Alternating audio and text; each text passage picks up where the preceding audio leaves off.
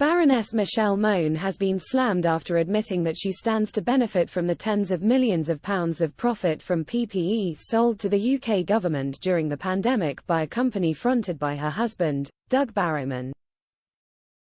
In an interview with Laura Kuenssberg on her eponymous Sunday morning show on BBC One Today, the couple apologised for initially denying their role in the deal for more than 3 years.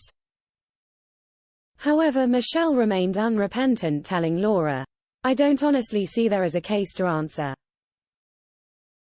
I can't see what we have done wrong." The underwear tycoon had previously denied benefiting directly from the contracts, which yielded profits of around £60 million.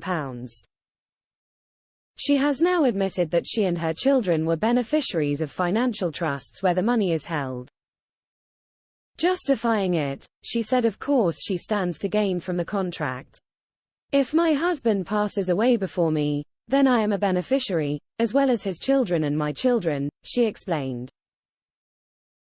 Claiming that her life had been destroyed by the allegations about their PPE profits, she insisted, "We've only done one thing, which was lie to the press to say we weren't involved." She said it was not a crime and added, "No one deserves this." Her husband said that she was always going to benefit, and "My family will benefit in due course, her family benefit, my family benefit. That's what you do when you are in a privileged position of making money." Viewers were outraged by the chat and took to X, formerly known as Twitter, to vent their fury, with many comparing it to Prince Andrew's infamous interview with Emily Maitlis. A viewer with the handle @MurderVMacLeod commented, "Michelle Mone doing a car crash interview worthy of Prince Andrew #BBC Laura." Aaron Porter agreed, writing, "Lady Michelle Mone showing about as much self-awareness as Prince Andrew here. Astonishing. #BBC Lorac. Sick." Jess Phillips said, "Watching this Michelle Mone interview with my husband, they are trying to claim they don't benefit based on weird rich people's problems and obsession with inheritance. Dancing on the head of a pin." Sick. Kate 1978 pointed out the bigger picture, saying, "Michelle Mone moaning that Shush has been through hell for the £60 million she profited through the PPE contract she didn't declare. Let's think about the families that lost loved ones and the NHS staff that entered a battlefield wearing bin bags. But also, does she sweat?" #BBC Lorac.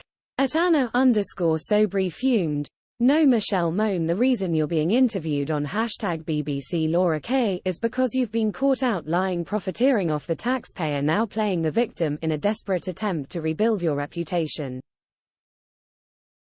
Instead a car crash interview exposing UN Barrowman for what?" Sick. Meanwhile @Anna_Sobri chimed in, "How on earth did Michelle Mone end up in the House of Lords? Utterly sick of the abuse, undermining of our democracy by shoving people in the hole for no good reason. And for what it's worth, I don't believe a word of what her husband are spouting on #BBC Laura K. This isn't the first time Michelle has defended herself against allegations. Earlier this month she said she had been made a scapegoat by the government for its own PPE failings as she broke her silence about her links to the PPE MedPro firm, currently under investigation by the National Crime Agency, NCA.